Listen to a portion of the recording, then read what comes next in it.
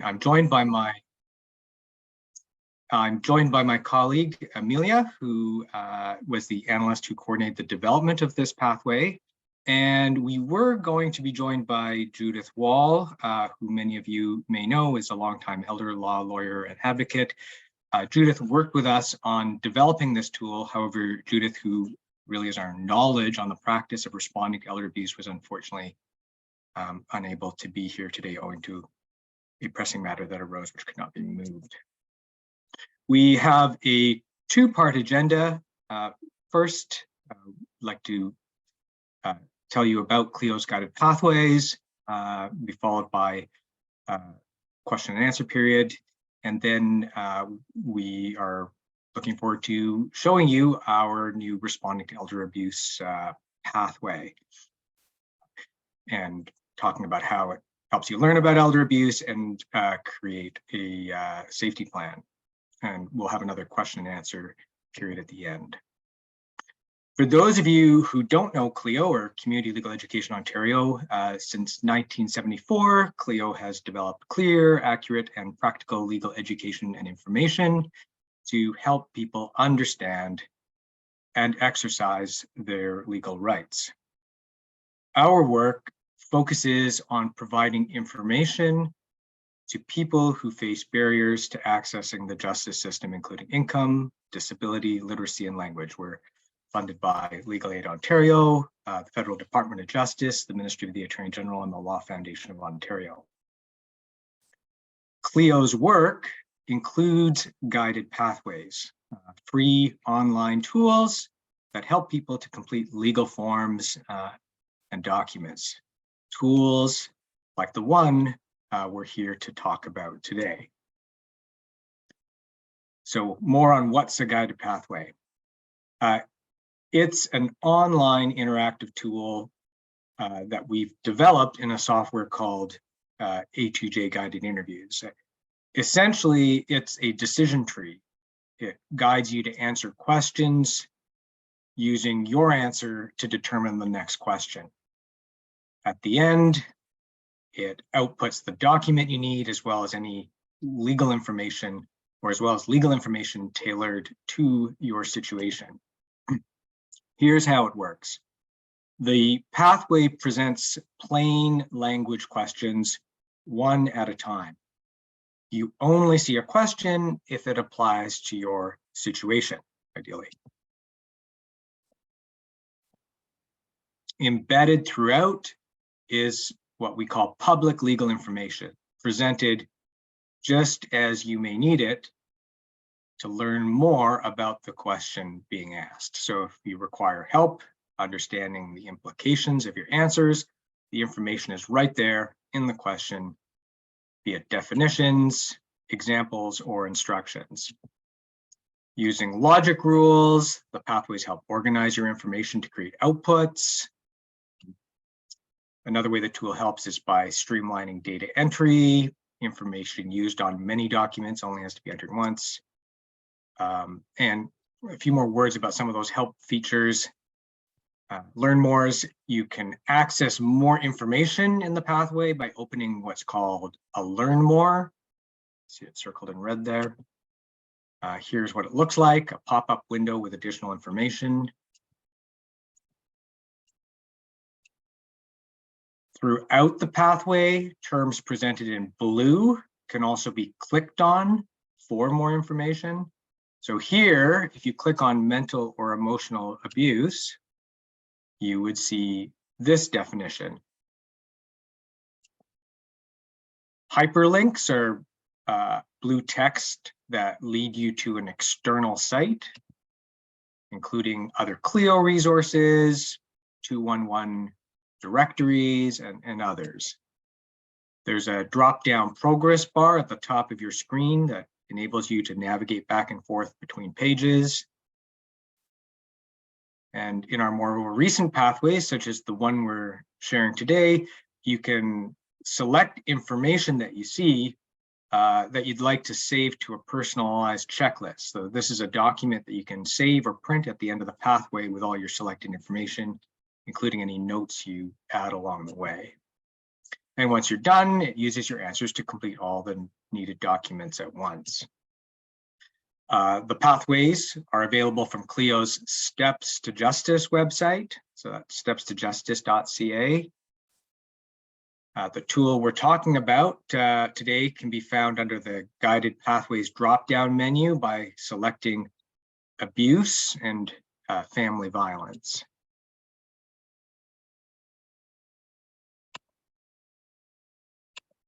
These take you to what we call a start page, and here we're looking at abuse and family violence, where our responding to elder abuse pathway can be found. The start page information has what you need to know to decide whether the pathway is a tool that you might need or might wish to use. From the start page, you click on that blue button with the arrow to start the program. An important feature of the pathways is that people can save their information to our secure system. And our system is hosted in a data center operated by Legal Aid Ontario. So from Steps to Justice, people are first prompted to log in or create an account on that system. People can also use the pathways as a guest. However, guest users can't save their information. They must save their work locally. If people create an account, this allows them to save partially completed interviews, save their forms, or come back and complete follow-up interviews using the information they've already entered. Either way, you first have to agree to the terms of use. There's an optional survey with 2 parts, and then you start the pathway. And if you do create an account on the system, once you're in the pathway, you can use a save and exit function. This allows you to exit while saving your answers, again, allowing you to complete the pathway over multiple sessions. And to restart your pathway after you've saved, you log back into the system to your account. You select My Dashboard if you're not taken there right away. And here you see pathways that are in progress. You select Resume, and your pathway reloads. And then you can choose whether you want to go to where you left off, revisit a specific question, or start at the beginning of the pathway. So you want to go back and review all your answers from the beginning. So that's a CLEO Guided Pathways at a glance. We thought just to break things up, we'd have a quick Q&A period now to answer any questions you might have about CLEO's pathways, but please do keep in mind that we still have a demonstration of the responding to elder abuse pathway where particular scenarios will be spoken about, and then we'll have another Q&A after that. So I'll just take a breath there, and Amelia, is there anything you want to add at this point? No, nothing so far. I don't see any questions yet, but I was just wondering, when people do register, there may be a question about privacy or where that information is kept in terms of registering.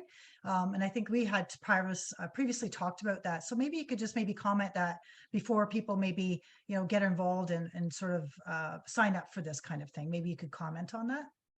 Thank you. That's an excellent question. So the Guided Pathways system goes to considerable length to protect people's personal information.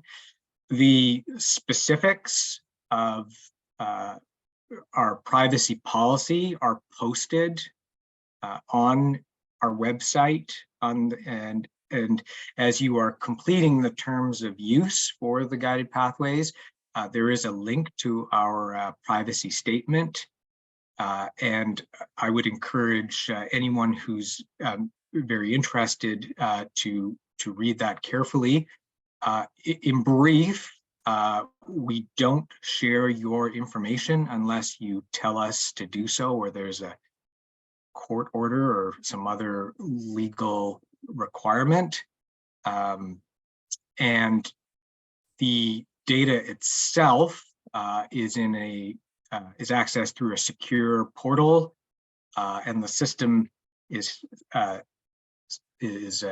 hosted in an environment, in a public sector administered environment run by Legal Aid Ontario, who has an agreement with with CLEO regarding hosting. So we take people's privacy and the security of our system very seriously. I don't see any other questions, so maybe we can continue on, and I will see if anybody else has anything as we go through. Great, thank you. So we'd now like to demonstrate CLEO's new guided pathway for responding to elder abuse. And this is a tool, a new tool that we've developed with funding from the Federal Department of Justice. Learning goals. So I'm hoping to cover what you can get out of this tool, how to use the tool, some pointers on the use of the pathway, who is the pathway for, and then how to provide feedback. So what can you get out of the tool? What does it do? This pathway essentially helps you do two things. One, it helps you learn about elder abuse and how to respond to it. And two, partly in responding to it, it can help you make a personal safety plan. The pathway itself is roughly falls into about 4 parts, but much of this extensive body of information will only present if you decide that it is of interest to you. So there's an introduction, which everyone sees, followed by general information about elder abuse, where you can dip into topics that you're interested in learning a little more about. And then you decide what possible next steps you might be of interest to you. So what actions might be of interest to you, including creating a personal safety plan. And at the end, you finish the pathway and save or print your personal checklist of information and your your safety plan. Again, you access the pathway from our Steps to Justice website by selecting abuse and family violence from the Guided Pathways drop-down menu and clicking through the blue Respond to Elder Abuse icons. And after registering or logging in, you start the guided pathway. Now, we're going to take a page from the cooking shows of old and skip ahead at intervals in the interest of time. So you're not going to see many of the questions that you would if you were actually using the guided pathway. At the outset, there are a number of introductory screens with instructions on the technology and warnings about personal safety and some of the disturbing content that's covered. A key point, the pathway is intended for anyone who wishes to learn more about responding to elder abuse. And the pathway does present differently depending on whether you are one, the older adult, so filling it out for yourself, or two, you're filling it out because you're concerned about an older adult in your life. So right from the outset, it's our hope that people working with older adults that are concerned about older adults would see this pathway as a tool as well. In either case, if you see information of interest, you can click checkbox, add to my checklist. And what this does is it saves that information to a document that you can either save or print at the end of the pathway. So after the introduction, and there are a great many questions we've just sort of hopped over here, the next step of the pathway introduces key concepts relating to elder abuse. And of course, we note here and in the pathway that there is no single definition of elder abuse because it covers a range of behaviors and situations, including criminal activity and non-criminal activity. In the pathway, in this section, you will see information about why abuse may happen and relationships with the abuser.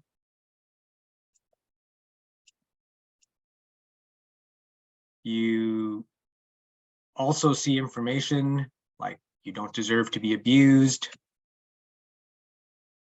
ideas for getting help,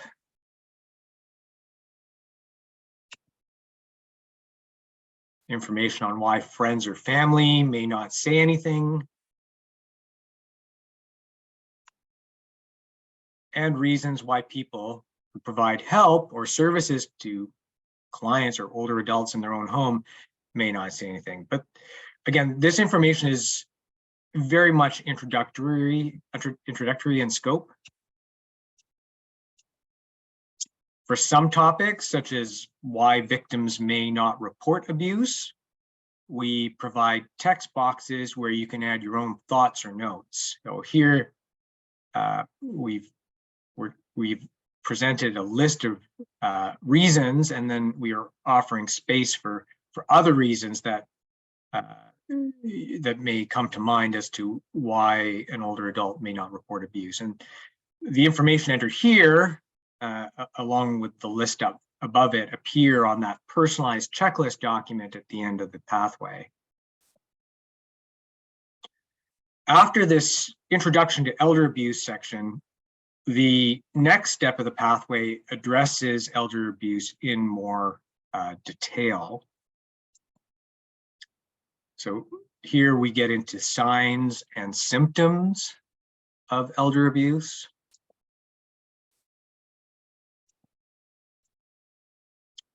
And we do this for 5 different types of abuse. So mental abuse, physical abuse, sexual abuse, financial abuse, and neglect. And for each type of abuse, and we're just going to look quickly at the financial abuse, we provide examples of the abuse, and then we ask you if you want to learn more. You see the yes/no question there. So if you say yes, you would like to learn more. So in this instance, you'd like to learn more about financial abuse. You see more information with a list of examples. And here you can actually select those examples that are of interest, and these get added to your personal checklist document.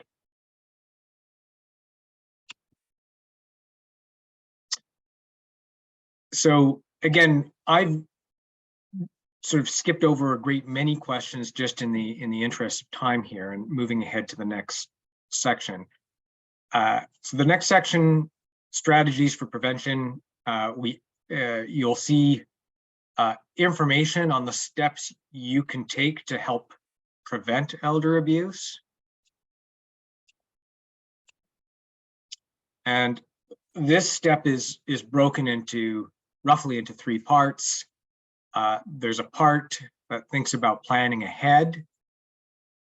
There's a part specifically focused on preventing financial abuse.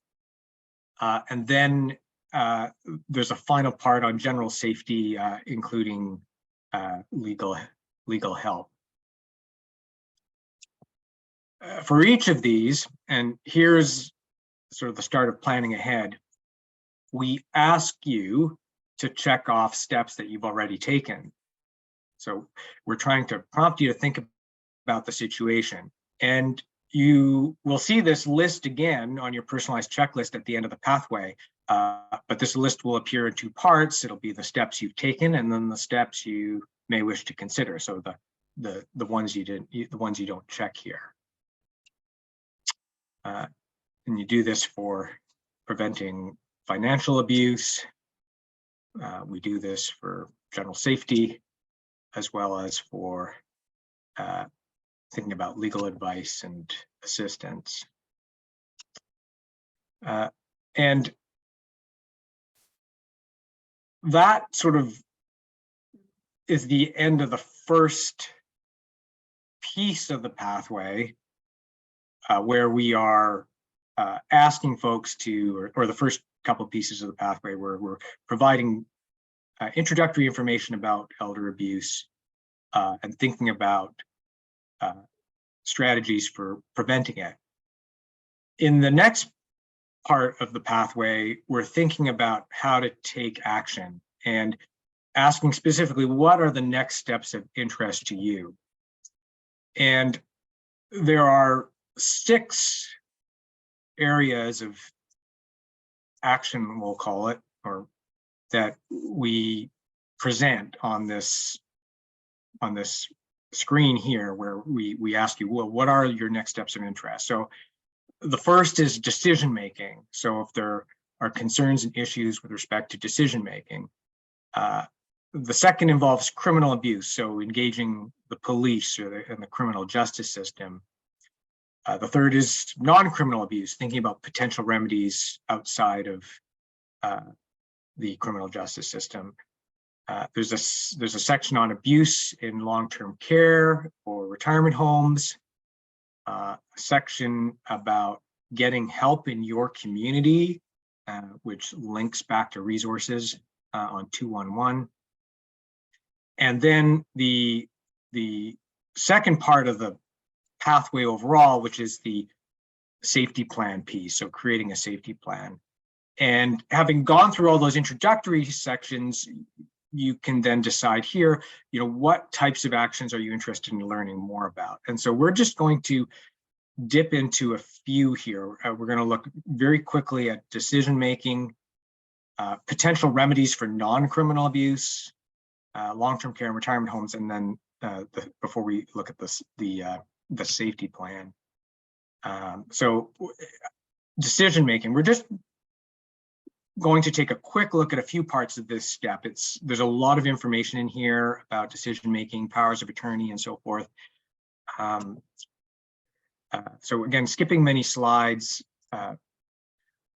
we're presenting information on roughly on 3 types of decision-making. So decisions about property and finances, decisions about personal care and healthcare, and decisions about long-term care or retirement homes. And there's information for taking action with respect to decision-making with each of those. Skipping ahead, just take a quick look at non-criminal abuse and remedies. Here we're talking, there's information about how to access remedies for non-criminal abuse, such as reporting the abuse to organizations other than the police, essentially. For instance, if the abuser provides services and supports in the home or community, you can access information on reporting the abuse to an agency or related organization. You select the types of complaints you'd like to learn more about, such as people working in the home or community, or complaint to the Ontario Ombudsman, and then or learning about other community resources and supports for older adults in your community.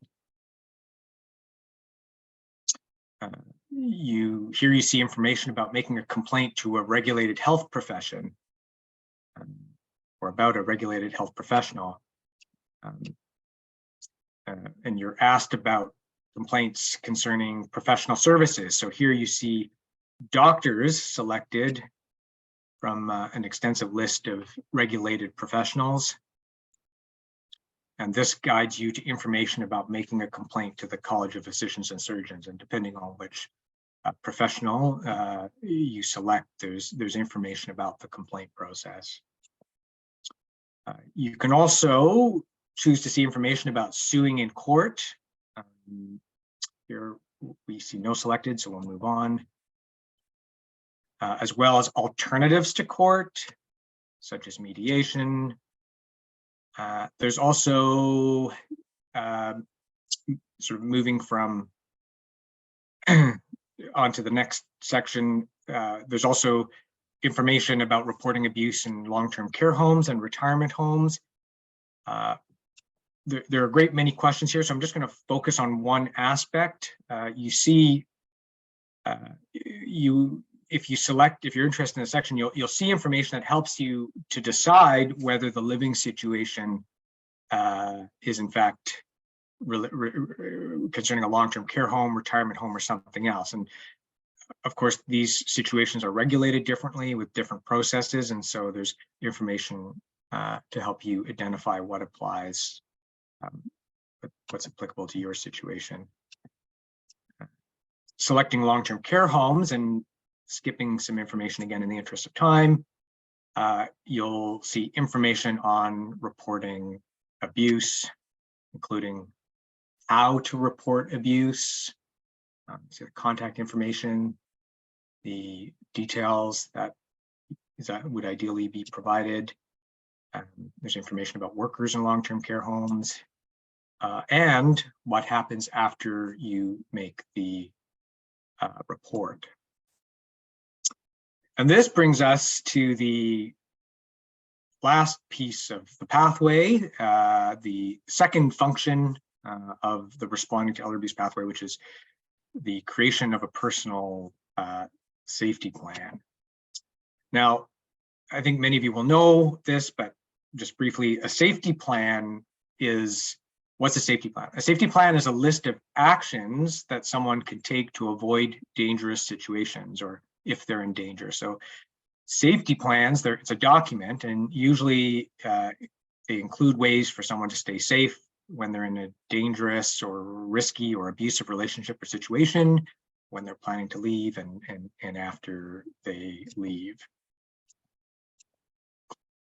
Here, the guided pathway helps by focusing the safety plan to the situation. So for instance, presenting differently if the abuse is the result of a relationship or from an intimate partner.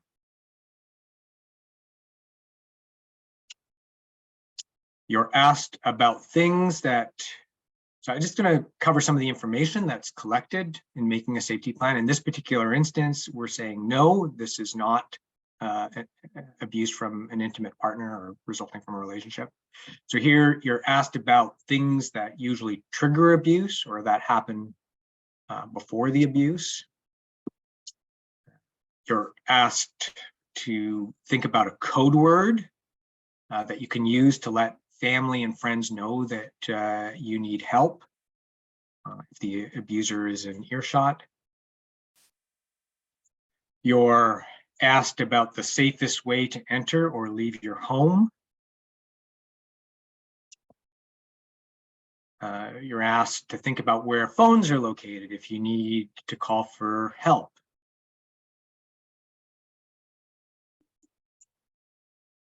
You're asked to enter contact details for family, friends, neighbors, or professionals you can call for help. And you're provided with information on places you can call for help.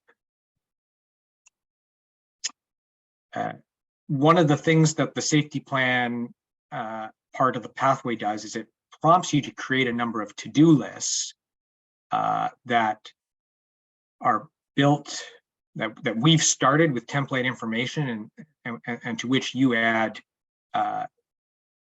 items that are specific to your situation.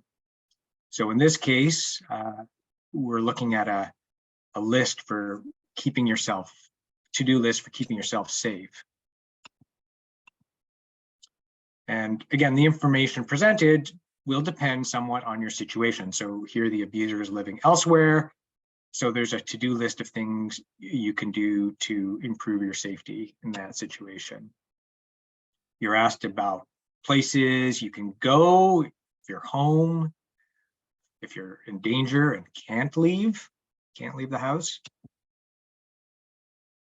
And you're asked about places you should avoid.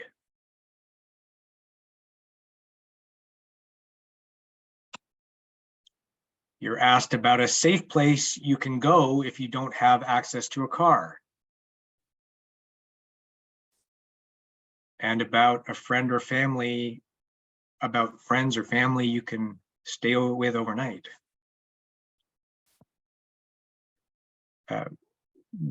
You'll see, you'll get the option of creating, of proceeding through a staying safe online, and when using your phone, creating a to-do list which again, you can add information to which you can add information specific to your situation. And there are options to complete additional parts of the safety plan that may be relevant to your particular situation, such as questions about staying safe in public. So who can you tell about your abusive situation in places you normally go? And how do you contact security, coworkers, or staff if you feel unsafe outside your home? And there's another to-do list here for staying safe in daily life. And staying safe in your car. And finally, there's a list of things to include in an emergency bag with options for you to add items specific to your situation, like a medical assistive device. You will see links to 211 to assist you with looking up and entering the contact information for a local distress line. So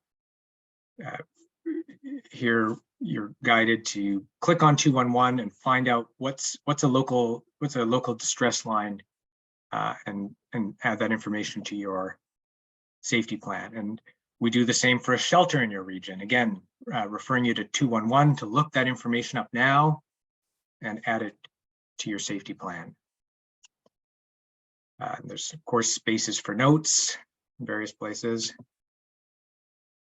And before you're done, you'll be asked about whether you want to return to any unanswered safety plan questions.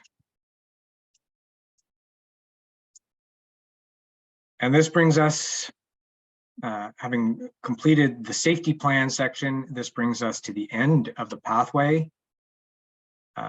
In the decision-making section that we looked at briefly, there are prompts, depending on the situation, where you can ask the system to send you a link to our power of attorney guided pathway. Say you want to revoke a power of attorney or appoint an attorney. So here you can set what email address you'd like that secure link, to which you'd like to email that secure link. And then the system will send it there.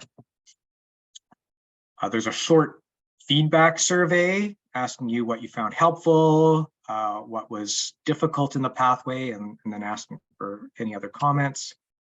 And then you finish. You're done, and you're redirected to our system again, our secure system. And here you see what we call a landing page. And it's from this landing page that you can download, save, print your personalized checklist and your safety plan. And I apologize for the very small text. This is just a sort of a sense of what the personal checklist looks like. So you can imagine that all the questions on this document are the questions you selected as you proceeded through the pathway. This is information that was of interest to you, and so you selected it. In addition, and you sort of see an example circled in red there, any notes that you typed in or selections you made are also appearing on the personalized checklist.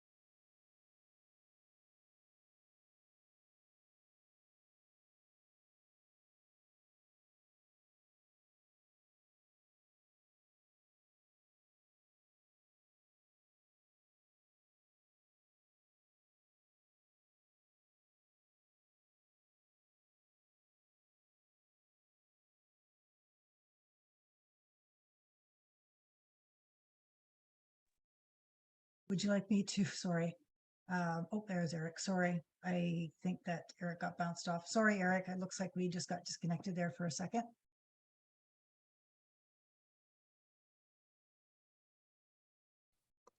My apologies. It's the first. I'm fairly certain my computer just died. Are you able to see my screen? You haven't shared screen yet, sorry. Oh.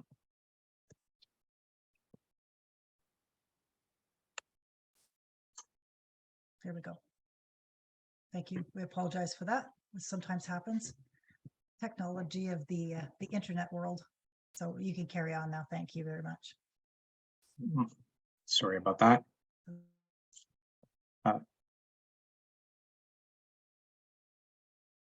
So this is again an example of that personalized checklist where you see selections made about topics of interest and the like. You can also download the safety plan if you chose to complete it, which will similarly include any information you entered in the pathway, along with content tailored to your situation selections. So here you see the staying safe at home information, along with the regional distress line. The red arrows are just meant to give you a sense as to how we've placed the information entered during the guided pathways session into the safety plan template. On the next pages, there's organizations I can contact for help and a staying safe at home to-do list. Here is staying safe in daily life and staying safe in public, staying safe in my car, staying safe online and we're using my phone, and finally my emergency bag checklist.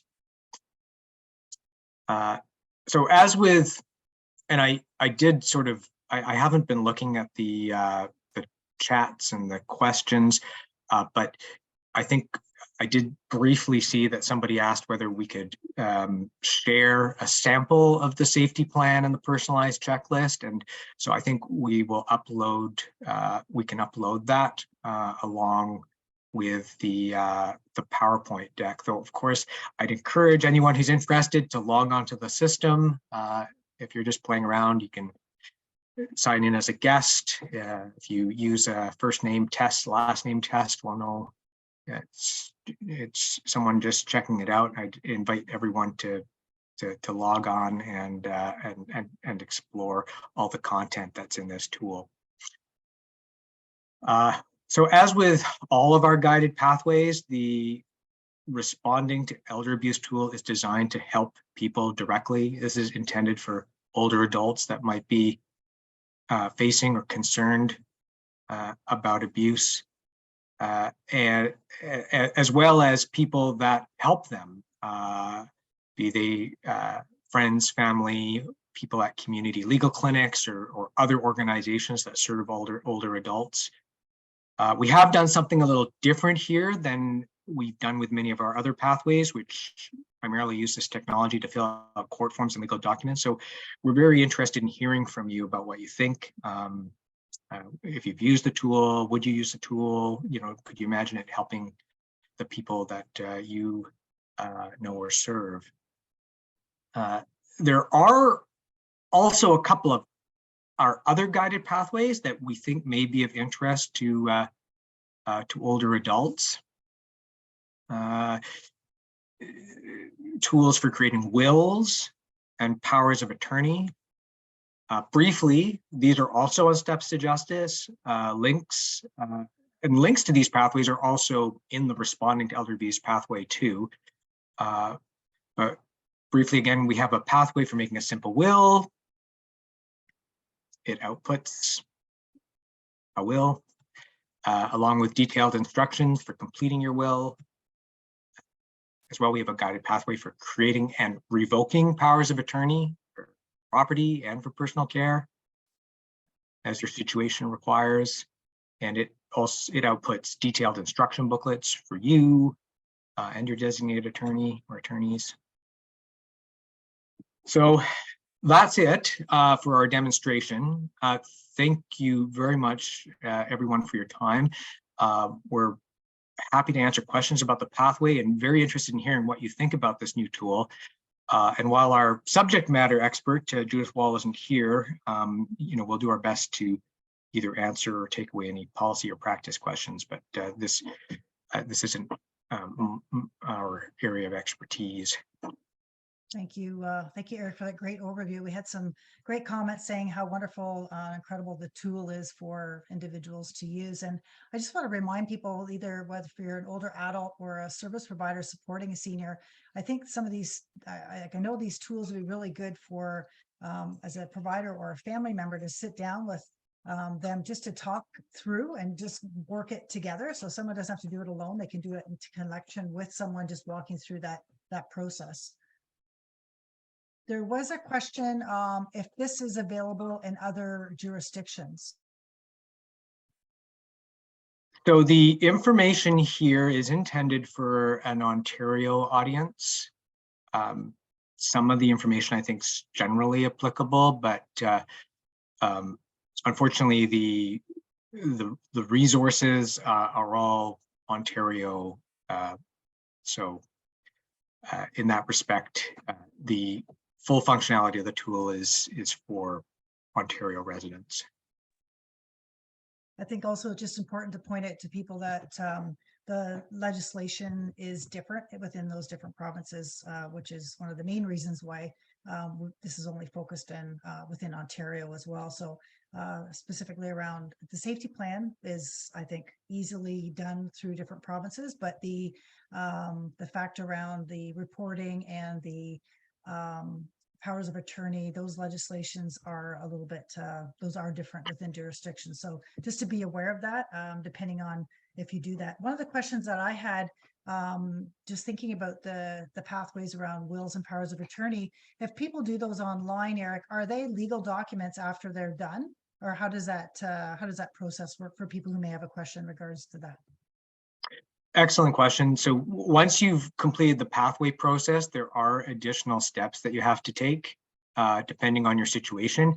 And there is now I'm talking about the simple will here and the powers of attorney. And those steps are set out in the instruction booklets that accompany the output. So you're not done when you're finished. There are additional steps. You need to take a look at those instruction booklets and follow the steps for what happens next. And are those available on the Steps to Justice website? Those steps or the documents that you're talking about? They are downloaded with the completed output. So Okay. The instruction booklets, so there is excellent information on Steps to Justice about powers of attorney and making a will. And I would recommend that you visit Steps to Justice, the information section for more general information. Once you're ready to draft a simple will or ready to create a power of attorney, that's when you would turn to the guided pathways. And then depending on your situation, the instructions about what happens next will be provided to you along with your, if you think about it as your draft power of attorney or your draft simple will, and then you will need to follow those instructions to make it to finalize your legal document. Great, thank you. Just a reminder, people, you can put your questions either in the chat box or the Q&A box. I just knowing some of the work that we do at Elder Abuse Prevention Ontario and walking through this pathways, when you were mentioning about getting help and having access to the 211 resource. So if people want to look for those services, do they have to leave the pathway site, or is that integrated into the system itself?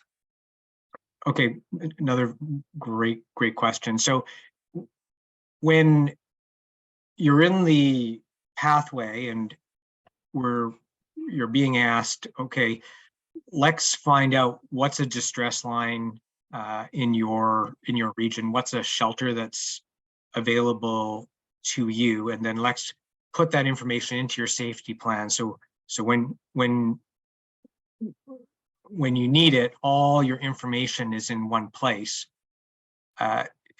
you click on a link to 211, and the link is to the resources, be it a distress line or a shelter. And then you're prompted to, search by region. That 211 site opens up in a new tab or window, so you don't leave the pathway system. The idea is you have 211 open in one box, and you're searching for the distress line that you would contact or the shelter that you would contact. And then when you find it, you're copying and pasting, if you're me, or typing it in to your safety plan. So you're taking information from that 211 box and then pasting it into your guided pathway field so that it appears on your safety plan. And again, the thought is that once your safety plan is completed, all the information you need is in one spot. So you're not looking for the distress line, doing the research to find the distress line, or the research to find a shelter in a moment of crisis or danger. Yeah, I think that's really important, because we know that looking for intervention services is so different within the regions or within Ontario that you may reside in. So the 211 is a great database, and I know that we integrate that also on our website for people to access help. So I would encourage people, like if you're doing this, to look at that, search to your region, and also province-wise, because there might be a provincial organization as well as a local service that might be able to support you, or shelter, depending on what your needs might be. So I think that's an excellent feature. The other question I just had was, does the system generate fact sheets? So, or is there a way to find fact sheets on like reporting? You talked about long-term care and retirement home. So is there at the end, can you get information specifically on like a section on reporting, or are you focused on capacity? Can you pull such sections out of that, or is it just all sort of one document? So I think I'm answering your question here, but please let me know if I'm not. But the example we showed at the end was it involved a situation where many pieces of information on different topics were selected at the same time. If you were using this tool and your concern was with respect to long-term care and making and reporting a situation there, you may only select those frames. So when you're in the section where we're presenting information on reporting for long-term care, those would be the information panes that you save to your personalized checklist. And then so your personalized checklist would look very differently. It would be mostly, if not exclusively, concerning that topic. Did I answer that? Did I get the question right? Yeah, I just wasn't sure if I know reporting seems to be like a big issue, people not knowing where to go and what to expect when they do make that report, and just having those numbers handy, I think, is important. So do I call RHRA? Do I call long-term care action line? And having the phone number or website handy at the very end, I think would be, is obviously very helpful for people as well. So yeah. And I know that the CLEO site has information on reporting, and so there's lots of different resources, even within the steps of justice, also just in CLEO itself. So people have questions to look at the website, because I think there's lots of information, not only just like you said, elder abuse, but all the breaking down from the different sections around, that reporting piece, or what the legislation requires, or Landlord Tenancy Act that I think you referred to in your retirement home piece. So there's lots of different pieces there. I just wasn't sure if there's any more questions that might have arisen from people that are attending the session right now. Those are the questions that I had written down. Does anybody else have any other comments? Or I don't know if Amelia, if you have any other things that you'd like to contribute in terms of your experience developing the program, or being that coordinator, what things that maybe you've learned or would suggest in terms of people using the system. Yeah, certainly. I think an important thing to highlight with this tool is that we've really tried to expand upon the information that's available on Steps to Justice and the resources that we had developed already on the CLEO site as well. So those are great places for users to start to make sure that this is the tool for them and to find out more personalized information. There was a question in the chat that I don't want to make the person feel like we are ignoring them, that was asking a specific question about responding to teenagers and 20-year-old acquaintances. I think that that is actually a perfect question that can be answered if they were to use the pathway, because you can fill out that particular information and find some additional resources there. So I just encourage people to kind of play with the tool as well. And there is the opportunity to read as much information as you want without actually checking off all of those checkboxes. So like Erik was mentioning, you don't need to have this overwhelming 10-page document at the end. You can really select what actually applies to you, but read as much as you'd like to learn about. Great. I know there's just a question too, just getting back to that 211, just asking, is there a quick exit option using 211 and pathways? So I'm embarrassed to say I'm not certain about 211, but there most certainly is on the Pathways system. There's a red quick exit button. So if you need to close the screen quickly, you click on the red button and I think it reverts to Google. Sorry to interject, there is that same button on 211 as well. So you would just need to do it on those separate tabs, but it definitely exists. No, that's great to know, because I know a lot of times, people worry about the safety or people going back and tracking history just to see what they might have been up to. So it's a great feature to have for people, trying to plan, especially safety planning, particularly around that.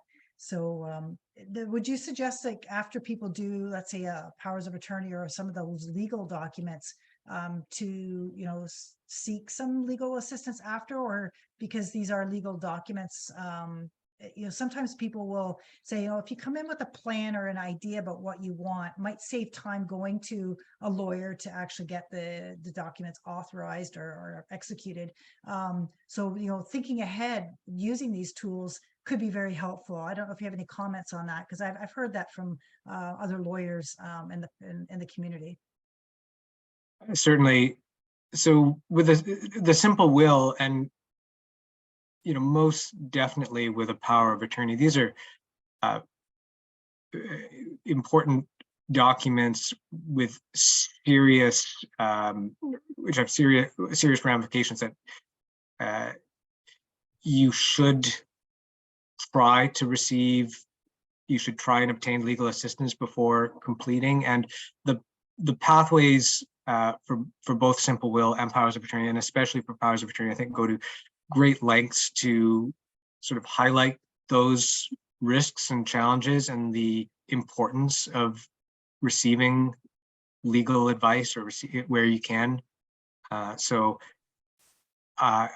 if you do use the pathways, you will be advised, certainly with respect to powers of attorney, time and time again to try and obtain assistance and advice, legal advice. And we're available. We provide links to those resources, like community legal clinics for qualifying people. There was a great question. Oh, sorry, Amelia, go ahead. Sorry, I just want to jump in and add on to Erik's point that throughout the pathway, we took great care to link to talk to a lawyer, our information page on how to find a lawyer, on pages where we indicate that maybe this is a bit of sensitive information. And this feels like a great segue to, I know she's not here, but Judith Well has been such a huge resource for us and provided so much valuable knowledge from her years and years and years of experience working with clients. So things like the safety plan in this guided pathway were really developed alongside of her actual experience with clients. So we would love, of course, any feedback, but we're also, I saw a question just related to feedback about language specific services. And this is something that we would love your feedback on as well, because unfortunately right now we just had funding to do English and French, but of course we know that that doesn't cover most Ontarians. So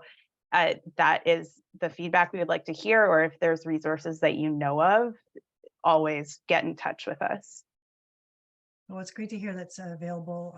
It's bilingual both in French and English, but yes, I do appreciate that, and try to make it multilingual to, you know, expand the outreach to the community. And I think, you know, the more you hear that there's a request for that kind of service, or these kind of tools in different languages, that gives you the you know, to take that forward to say, here's all the questions we've had, as opposed to just you saying it. If we, you know, email and let you know, Erik or Amelia know that you want this for your community, that helps with the funding request to get these up and running. So that's a great question. And it's not only just one language, it's, you know, other languages. So if there's people online from different other communities that see the need for different languages, you know, please let Erik and Amelia know that, you know, it's just to put something in their plan for, you know, the following year. These things unfortunately do take time to do, but now that the platform is done, it's a matter of, you know, doing that translation and getting things organized. So, but we're just running just about finished. So I do want to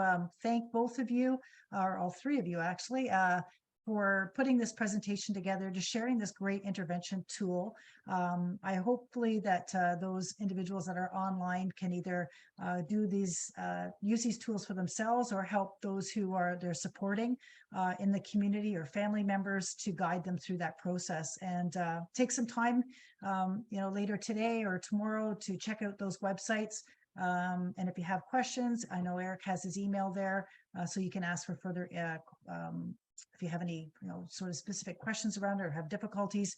I know that there's options built in to seek support as well. So thank you all again. Thank you, our ASL interpreters.